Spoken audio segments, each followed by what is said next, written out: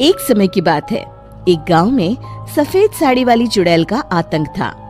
चुड़ैल रात भर गांव में घूमती और गांव का जो भी आदमी उसे दिखाई देता उसे वो घायल कर देती। अरे कोई तो बचाओ, मर गया रे।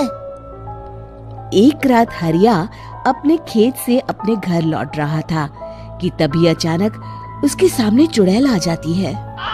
अरे बाप रे, ये चुड़ैल कहाँ से आ गई? आज तो मैं गया काम से।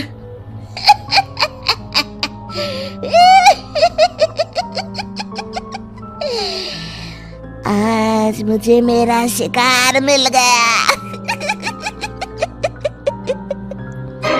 अरे चुड़ैल दीदी, मुझे छोड़ दो।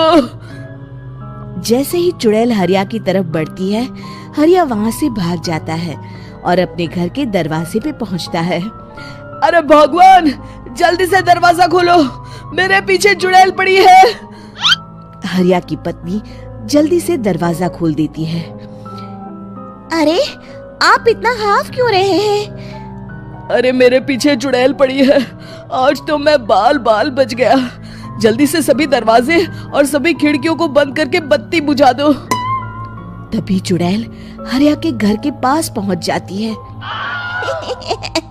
अरे वो आदमी कहाँ गायब हो गया? मैं भी देखती हूँ आखिर कब तक बचेगा। मैं अपने शिकार को इतनी आसानी से नहीं छोड़ती। इतना कहकर चुड़ैल वहाँ से चली जाती है। वहीं दूसरी तरफ हरिया और उसकी पत्नी दोनों अपने घर की खिड़की से ये सब देख रहे होते हैं। अरे बाप रे, ये तो बड़ी डरावनी चुड़ैल थी।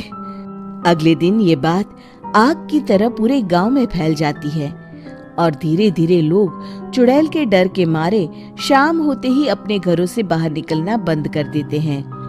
कुछ दिनों के बाद भाई, मैंने तो इस चुड़ैल के डर के मारे रात को अपने खेतों को पानी देना बंद कर दिया है। कहीं मेरी फसल सूख गई तो मैं तो कहीं का नहीं रहूंगा। साहूकार का कर्जा कैसे चुकाऊंगा? अरे भाई, पूरे गांव वालों का यही हाल है। पता नहीं ये चुड़ैल हमारे गांव में कहां से आ गई। फिर एक दिन गांव के पास वाली नदी के किनारे एक बहुत बड़े तांत्रिक के आने की बात कुछ गांव वालों को पता चलती है। वो लोग जाके ये बात गांव के मुखिया को बताते हैं। मुखिया जी, नदी के किनारे एक बहुत ही पहुंचे हुए तांत्रिक बाबा आए हैं। हमें उनसे मदद मांगनी चाहिए। मैंने सुना है वो बड़े बड़े भूतों और चुड़ैलों को अपने वश में कर लेते हैं। मुखिया जी सभी गांव वालों को लेकर उस तांत्रिक के पास पहुंच जाते हैं। ओम फट स्वाहा, ओम फट स्वाहा। तभी तांत्रिक अपनी बंद आंखों को खोलकर कहता है, क्या बात है? तुम सब लोग यहाँ क्यों आए हो? मुखिया जी उस तांत्रिक को सारी बात बता देते हैं। अच्छा, तो ये बात है। और तांत्रिक अपनी आंखों को बंद कर लेता है। मैं देख रहा हूँ तुम्हारे पूर्वजों ने बहुत पाप किए थे, जिससे ये गांव अब श्रापित हो चुका है। उसी के फल स्वरूप तुम्हारे गांव में चुड़ैल आई है। ये चुड़ैल बहुत खतरनाक है, ये किसी को नहीं छोड़ेगी। हे भगवान, मर गए रे, अब क्या होगा? तभी गांव के मुखिया जी कहते हैं, बाबा, इस चुड़ैल से हम सबको बचा लीजिए। कोई तो उपाय होगा। इसका सिर्फ एक ही उपाय है। सभी गांव वालों को बारी बारी हर दिन अपनी आधी फसल उस पहाड़ी के ऊपर बनी काली गुफा में छोड़ के आनी होगी। तभी उस चुड़ैल की भूख मिटेगी और श्राप का प्रभाव खत्म हो जाएगा और तुम सब जिंदा बच जाओगे। सभी गांव वाले उस तांत्रिक की बात को मान लेते हैं और वहां से चले जाते हैं। फिर अगले दिन से रोज उस गांव के लोग बारी बारी से अपनी आधी फसल उस काली गुफा के पास जाकर रखाते। कुछ दिनों बाद हरिया की बारी आती है। बाप रे, आज तो मेरी बारी है उस काली गुफा में जाने की। क्या करूं, वो तो बड़ी खतरनाक चुड़ैल है। मेरे तो हाथ पैर कांप रहे हैं। फिर हरिया डरते डरते अनाज की बोरियां अपनी बैलगाड़ी में लाद देता है।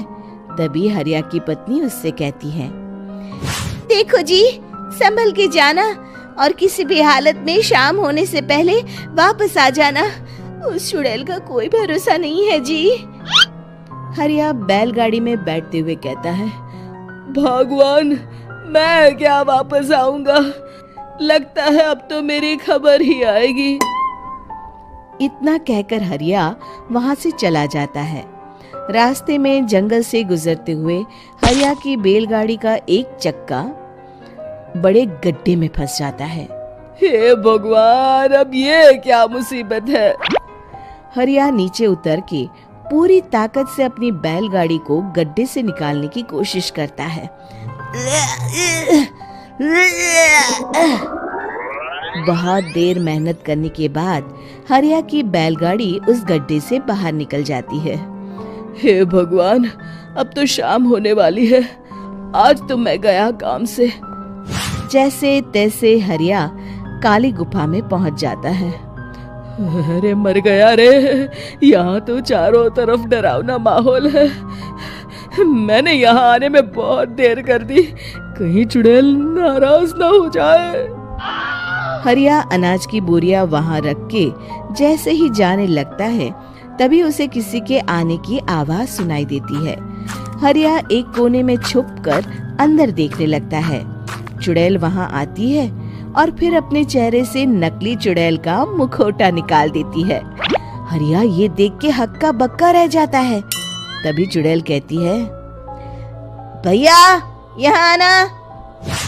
आज तो बहुत अनाज आया है, इसे मिलाकर अब हमारे पास ढेर सारा अनाज जमा हो गया है। कल ही हम इसे शहर में बेच आएंगे और माला माल हो जाएंगे।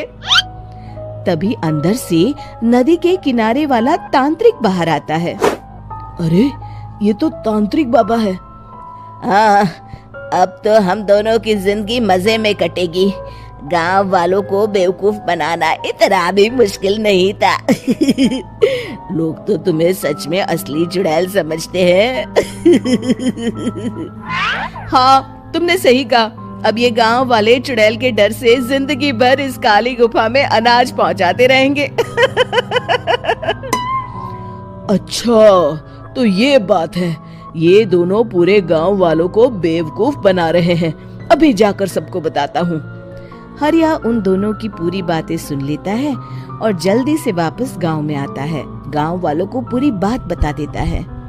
इससे पहले वो दोनों हमारा अनाज लेकर शहर जाए, हमें उन दोनों को पकड़ना होगा। उधर दूसरी तरफ नकली तांत्रिक और नकली चुड़ैल बनी औरत एक बड़ी गाड़ी में सारा अनाज लाद के वहां से निकलने की तैयारी कर रहे होते हैं। जल्दी करो, इससे पहले हमें कोई देख ले। हमें यहाँ से निकलना होगा। और तभी वो दोनों देखते हैं कि सामने से सभी गांव वाले अपने अपने हाथों में मशाल लेके आ रहे हैं।